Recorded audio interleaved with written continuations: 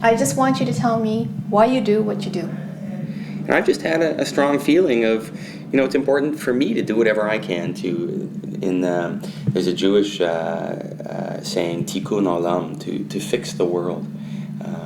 And I guess, it's really part of all religions and all faiths that we as humans should try to make things better than how we found things. I'm not a flip-flop artist like the other candidate. I've been very clear over the years what I stand for, and when I spent my term on City Council in Edmonton, I did the things that I said I'd do. I have to ask you the tough questions now, what your critics are saying, because I need rebuttals. Of course. But some critics say, some of your critics say that you just don't seem to appear serious enough to really make a change forever. Maybe because of your media getting sort of antics, or what do you have to say about that? Well, I think it's an outrageous assertion. I'm just working on a piece, and I'm a writer. And I'm working on a piece, and I hope I'll have a chance to write this piece before the election.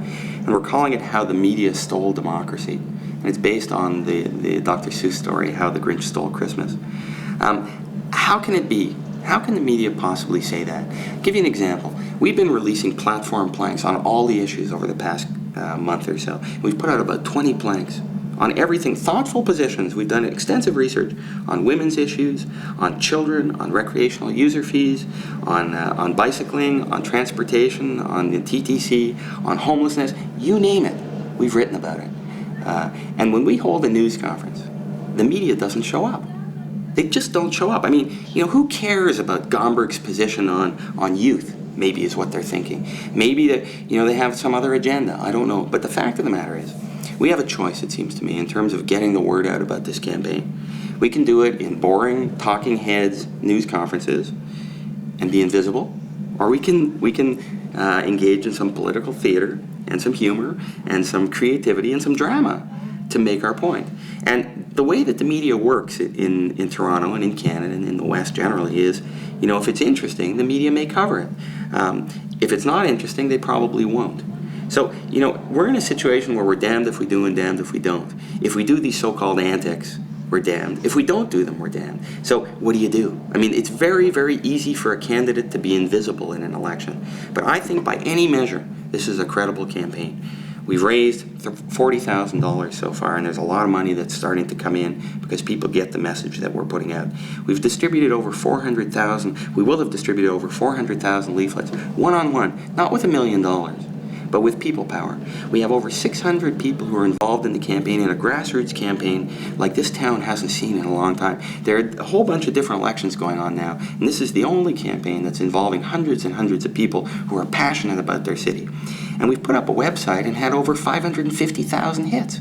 So how the Toronto Star, for example, can accuse us of antics and of not being a serious campaign is beyond me. I'll tell you something.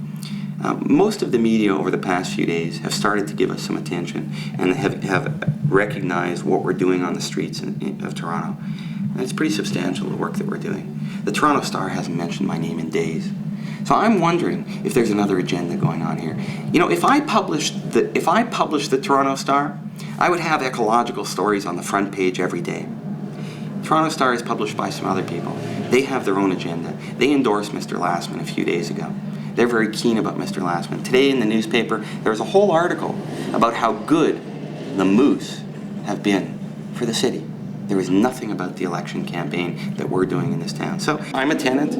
I appreciate and understand the concerns of tenants, and we need an advocate, someone who will fight hard at City Hall for the tenants and go to bat for them with Mike Harris. This is my background as an advocate, as someone who reads, who thinks, who considers what the problem is, and then goes for the solution. That's what we need at City Hall. What do you hear on the streets? Do you think people are concerned about Toronto's garbage, homelessness? Is that those are the issues? Those are the issues that keep coming up over and over again. And what I hear, I go down into the subway, and it's astonishing. People are grabbing the leaflets out of my hands. They're grabbing the buttons. People are so enthusiastic about this campaign because they've just heard about it in the last few days. They didn't know they had a choice. The media has been saying over and over again, 2 out of 3 Torontonians aren't going to bother to vote.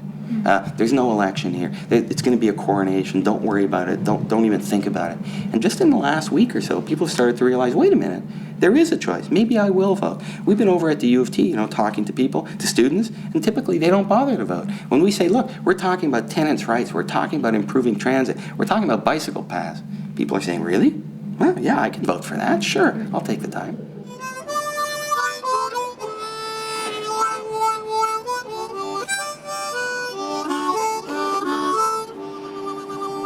Cops are watching us.